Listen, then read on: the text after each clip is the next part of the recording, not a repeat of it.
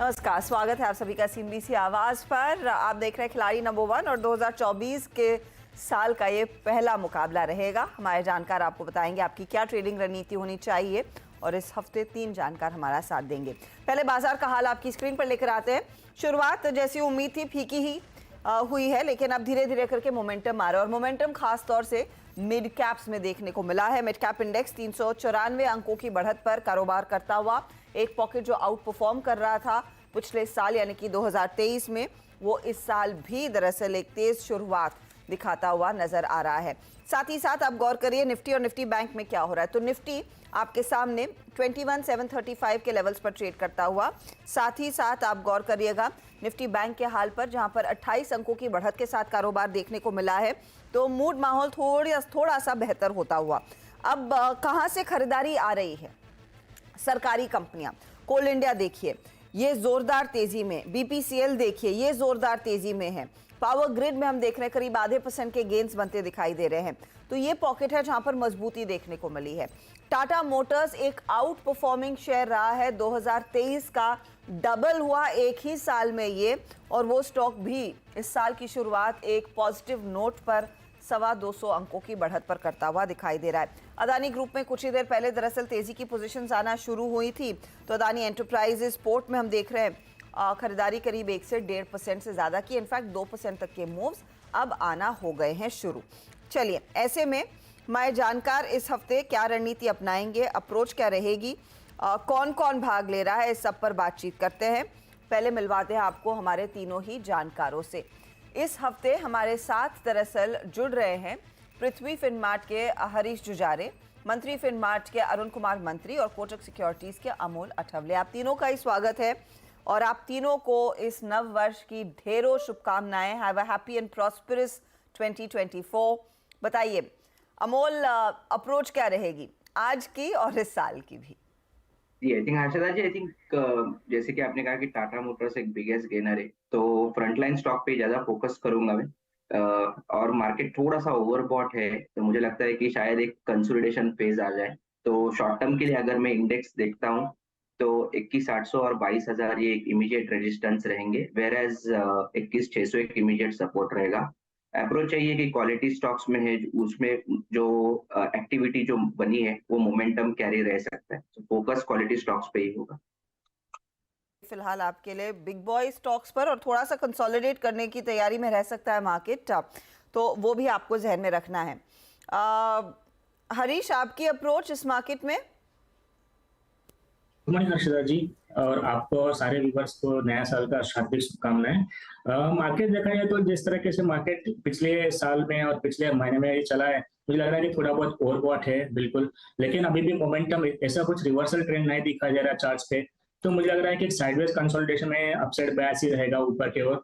तो मुझे लग रहा है कि स्टॉक स्पेसिफिक चूज करना चाहिए आगे जाके। ओके, स्टॉक स्पेसिफिक्स पर फोकस हरीश का भी रहेगा। अरुण, आपकी अप्रोच क्या रहने वाली है? गुड मॉर्निंग हर्षदा जी। देखिए, पहले तो नववर्ष की हार्दिक शुभकामनाएं आपको और सभी को। सेकेंडली, निफ्टी मुझे लग रहा है 21,650 वही जो रेंज है, ये जब तक ये पीस नहीं होता मुझे लग रहा है आपको मोमेंटम रहना चाहिए। हो सकता है मिड कैप स्मॉल कैप में ज्यादा एक्शन देखने को मिले, जो कि आज भी देखने को मिल रहा है। पीएसयू स्टॉक्स, इवन जो पब्लिक सेक्टर एंटरप्राइजेस है, वहां पे भी काफी अच्छा मोमेंटम देखने को मिल रहा है। तो स्टॉप लॉसेस क्लियरली डिफाइंड है निफ्टी में 21,640। जब तक मार्केट 21,640 के नीचे नहीं जाता, निफ्टी में थोड़ा पॉजिटिव मोमेंटम रहना चाहिए। ऊपर में 21,850, 21,900 ये मैक्स मुझे लगा है target, piece expiry, weekly expiry तक होनी चाहिए। तो ओवरऑल रेंज बाउंड रह सकता है 21,640 का ही स्टॉप लॉस निफ्टी में रखें। जब तक निफ्टी इसके ऊपर है, आप पॉजिटिव मोमेंटम को कैरी कर सकते हैं। पॉजिटिव मोमेंटम के साथ बने रहेंगे। चलिए, तो आज के ओपनिंग ट्रेड अरुण फिर मैं आप ही से पूछूंगी, पहला क्या है?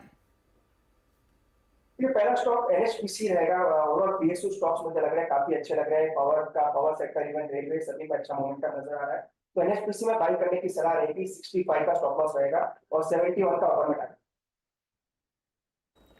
एनएचपीसी आपका ओपनिंग ट्रेड, तेजी की पोजीशंस 66 के आसपास कर रहा है कारोबार। आपने कहा 71 टारगेट है, राइट?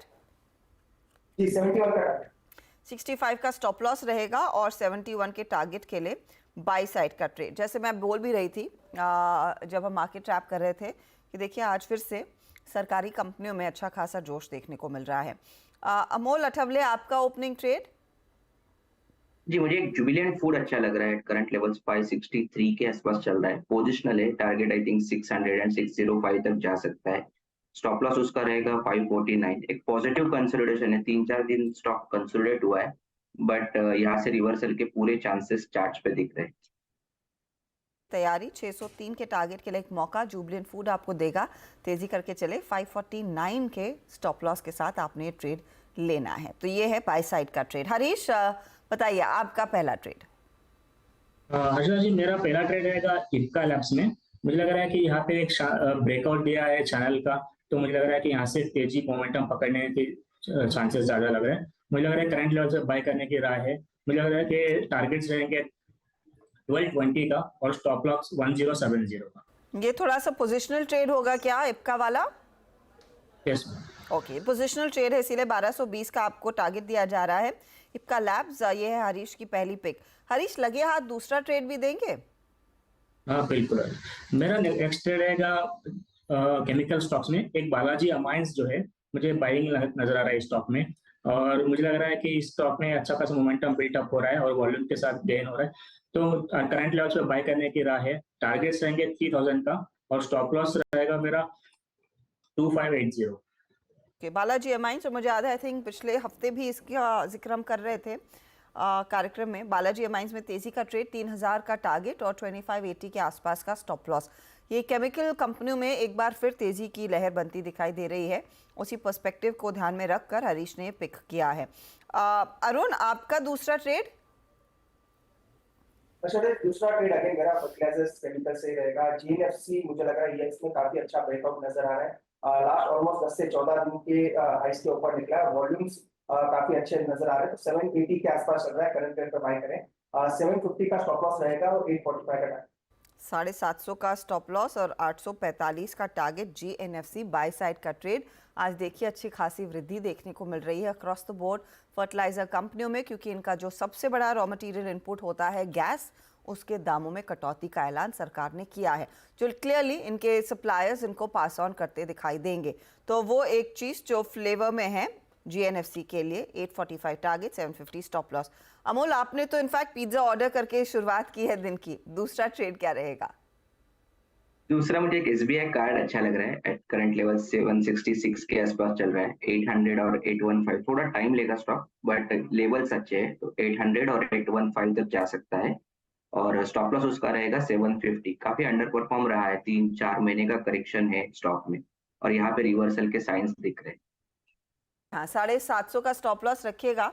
और एक अंडर परफॉर्मर तो डेफिनेटली है। होपफुली क्रेडिट कार्ड डेटा थोड़ा सा जो बेहतर आया था नवंबर दिवाली की स्पेंडिंग के लिहाज से, वो क्रिसमस न्यू ईयर की स्पेंडिंग के लिए और इम्प्रूव होगा, तो वो इनफैक्ट फ्लेवर में रखेगा स्टॉक को। इसीलिए 800-815 की बात अमोल ने आइडेंटिफाई की है चार्ट के मद्देनज़र, और एक अपॉर्चुनिटी क्लियरली यहाँ पर बन रही है तेज़ी की। दो ट्रेड्स हमारे जानकारों ने दे दिए हैं, एक और ट्रेड आना बाकी है, उसकी हम बात करेंगे। लेकिन इस बीच एक स्टॉक आपकी स्क्रीन पर रखते हैं जो 2 हफ्तों से ही दरअसल सुर्खियों में था। ईएमएस, जो हाल ही की लिस्टिंग है दरअसल, और सुएज इंफ्रा में कंपनी है। अब कंपनी के हाथ दरअसल रायपुर सर्विसेज सिस्टम और Suez system, I beg your pardon, और देहरादून सेप्टेज से एक ऑर्डर हाथ लगा है। करीब ये 350-400 करोड़ का ऑर्डर है। इसी पर आगे और डिटेल्स के लिए हमारे साथ जुड़ रहे हैं कंपनी के एमडी और को फाउंडर आशीष तोमर। तोमर जी, स्वागत है आपका सीएनबीसी आवाज़ पर। पहले तो ये जो हाल ही में ऑर्डर आपने जो बैग किया है, उसके डिटेल्स दे सके, काम कब से शुरू होगा और रफली किस तरह के मार्जिन्स आप एंजॉय करते हैं इस तरह के ऑर्डर्स में? नमस्कार हर्षदा जी, सबसे पहले तो आपको और देशवासियों को नए साल की शुभकामनाएं। शुक्रिया सर, आपको भी। मैम, ये काम Uttarakhand urban sector development agency हमारे एम्प्लॉयर हैं, उनकी तरफ से अवार्ड किया गया है। ये एशियन डेवलपमेंट बैंक का फंडेड प्रोजेक्ट है और इस काम की शुरुआत जनवरी 2024 जो इसी महीने है, आई थिंक मिड जनवरी से शुरू हो जाएगा काम, और कंप्लीशन टाइम इस प्रोजेक्ट का लगभग 3 साल है। ओके, तो 3 साल में पूरा करना है और इसी साल इसी महीने दरअसल काम शुरू होगा। अच्छा, इसमें सिर्फ कंस्ट्रक्शन का काम है या फिर आपको ऑपरेट और मेंटेन भी करना पड़ेगा ये पर्टिकुलर प्रोजेक्ट? 5 साल का ऑपरेशन मेंटेनेंस भी इस प्रोजेक्ट में शामिल है। किशन के बाद हमें 5 साल ऑपरेट करके एम्प्लॉयर को हैंड ओवर करना होगा। तो ये रेवेन्यू रिकॉग्निशन फिर कब शुरू होगा इसका? ऑपरेशन मेंटेनेंस का तो मैम 3 साल के बाद ही प्रोजेक्ट जो रेवेन्यू है वो रियलाइज होगा, लेकिन जो डिजाइन बिल्ड है वो इन्हीं 3 साल के दौरान रनिंग बिल्स में हमें मिलता रहेगा। तो जो 360 करोड़ फिर जो साइज है ऑर्डर की, ये सिर्फ कंस्ट्रक्शन है या फिर पूरा क्यूमुलेटिव के डिटेल्स हैं? मैम 360 करोड़ में दोनों कंस्ट्रक्शन एंड मेंटेनेंस दोनों शामिल है। इसमें कंस्ट्रक्शन की कॉस्ट लगभग 335 करोड़ 337 करोड़ ओके, ये होगी। बाकी बचा हुआ ऑपरेशन मेंटेनेंस का 5 साल। Point taken. ये मुझे बताइए, अब क्योंकि नए साल की शुरुआत हो चुकी है तो आपको थोड़ी सी विजिबिलिटी होगी कि इस फिस्कल में आप कितने और ऑर्डर्स बैग कर पाएंगे, क्या उसका कुछ अंदाजा आप हमारे साथ शेयर कर सकते हैं?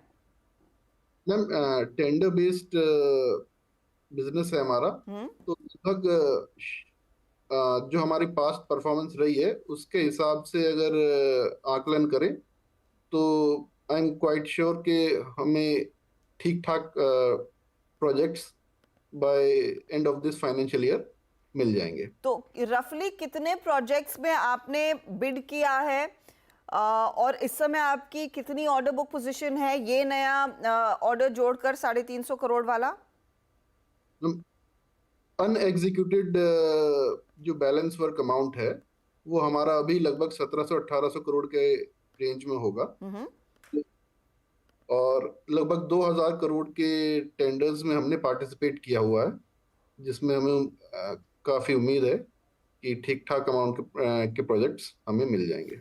एक अंदाजा दे पाएंगे आशीष जी कि ये जो प्रोजेक्ट्स आप हासिल करते हैं लार्जली राज्य सरकारों की तरफ से आते हैं, तो रफली किस तरह के मार्जिन्स आपके हाथ में आते हैं इन ऑर्डर्स में?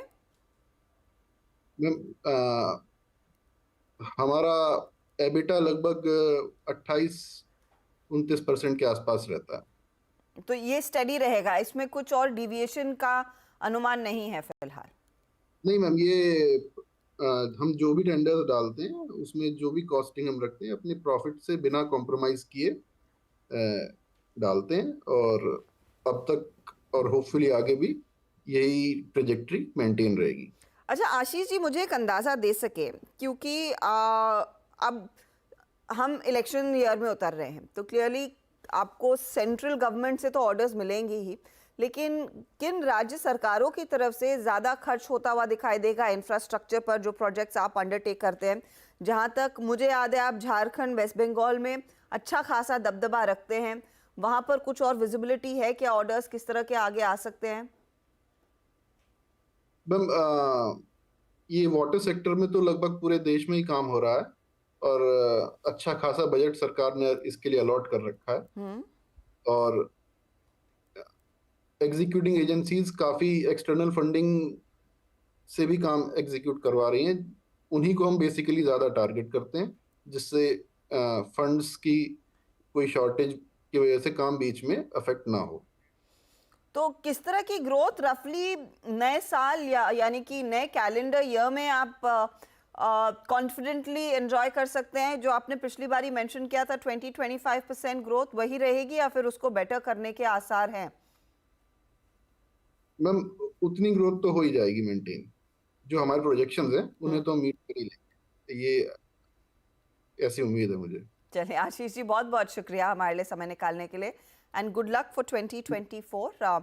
बड़े पैमाने पर देखिए अब सरकार की तरफ से ऑर्डर आवंटन होता हुआ दिखाई देगा। 2000 करोड़ के ऑर्डर्स में टेंडर में हिस्सा वैसे भी ईएमएस ने लिया हुआ है। होपफुली उम्मीद तो है कि अच्छे खासे ऑर्डर्स ये बैग करेंगे, लेकिन क्लियरली जो ऑर्डर्स आ रहे हैं उसमें कोई कमी नहीं है। 20 से 25% तक की ग्रोथ की एक्सपेक्टेशन है इस साल के लिए, 2-2.5% ऊपर वो स्टॉक।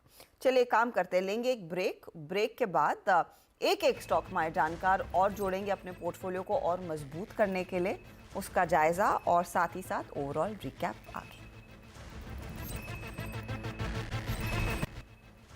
आप देख रहे हैं खिलाड़ी नंबर 1 और हमारे जानकार एक और ट्रेड दरअसल जोड़ेंगे इस समय अपने पोर्टफोलियो को पूरा करने के लिए।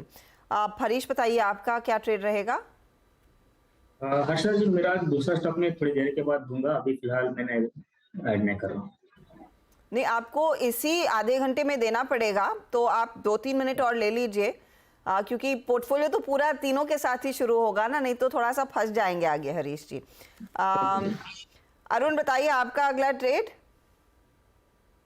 तीसरा ट्रेड अगेन फुटवेयर सेक्टर से रहेगा, वहां पे मुझे लग रहा है वॉल्यूम्स काफी अच्छे हैं, तो कैंपस में एक ब्रेकआउट में प्रीमियम कर रहा हूँ, 285 के आसपास चल रहा है, तो इसको बाई करने की सलाह रहेगी। 277 का स्टॉप लॉस रहेगा और 310 का टारगेट। ओके, 310 का टारगेट, कैंपस एक्टिववेयर बाई साइड का ट्रेड, 277 के आसपास का स्टॉप लॉस रखे।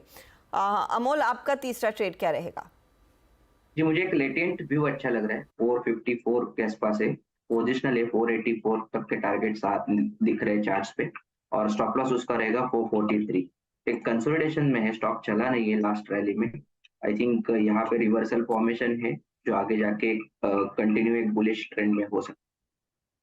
सॉरी, मैंने टारगेट मिस किया, 443 का स्टॉप लॉस, टारगेट क्या रहेगा अमोल? 484। ओके, तो ये फिलहाल तेजी वाला ट्रेड अमोल का आ चुका है। हरीश जी बताइए। मेरा दूसरा ट्रेड रहेगा आरईसी में।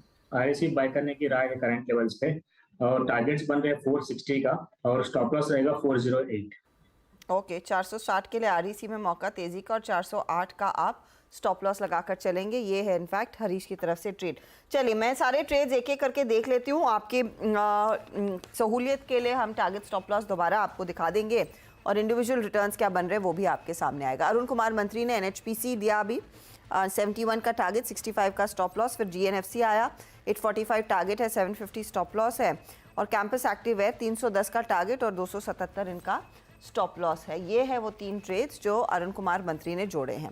एनएचपीसी थोड़ा सा ड्रैग करा है, लेकिन आधे % का योगदान जीएनएफसी एंड 0.32% का योगदान कैंपस एक्टिववेयर से हो रहा है। अब आइए आप अमोल के पोर्टफोलियो पर। जुबलेंट फूड 605, चलिए 605 रखा था, तो हमने ऊपर वाला टारगेट ले लिया है। 605 टारगेट है, 549 स्टॉप लॉस है। एसबीआई कार्ड 800 का टारगेट है, 750 स्टॉप लॉस। लेटेंट व्यू 484 का टारगेट और 443 का स्टॉप लॉस। ये 3 ट्रेड्स आपके लिए आ गए हैं। जुबलेंट 0.2% ऊपर, एसबीआई कार्ड 0.31% ऊपर, लेटेंट व्यू 0.13% ऊपर है। अब आते हैं हरीश के पोर्टफोलियो पर, और हरीश ने क्या ट्रेड्स जोड़े हैं। Ipca labs 1220 target, 1070 stop loss. Balaji amines 3000 target, 2580 stop loss, और आरईसी 460 का टारगेट है, 408 का स्टॉप लॉस यहाँ लगा। रिटर्न्स इप्का थोड़ा ड्रैग कर रहा है, आरईसी अभी जोड़ा, 0.09% का योगदान पॉजिटिव साइड पर। बालाजी अमाइन भी इनके जोड़ने के बाद हल्की ऊपरी लेवल से मुनाफा वसूली हो रही है। तो ये 3 ट्रेड्स आ गए हैं। आगे पूरी यहाँ पर छूट है कि जो भी बदलाव करें ये मार्केट के मद्देनज़र, लेकिन रिटर्न्स की स्थिति जो अब किक ऑफ हो रही है, अमोल आगे है 0.65% के रिटर्न्स के साथ, 0.36% के रिटर्न्स अरुण कुमार मंत्री के, हल्के से नेगेटिव शेड के साथ हरीश ने इनफैक्ट शुरुआत की है, लेकिन पूरा हफ्ता बाकी है, और इस पूरे हफ्ते हमारे तीनों जानकारों के बीच मुकाबला होगा, और सारी वो डिटेल्स आपके लिए शेयर भी की जाएंगी। कोई भी अगर चेंज होता है आज इंटरडे में, उसका अपडेट हमारे सोशल्स पर, और ऑफ कोर्स 1 बजे मिड कैप मंत्र के दौरान भी आपके सामने करेंगे पेश। ऑल द बेस्ट आप तीनों को इस हफ्ते के लिए। चले लेंगे एक ब्रेक के बाद पूरा एक्शन कमोडिटी मार्केट से जुड़ा हुआ। आप बने रहें CNBC आवाज़ के साथ।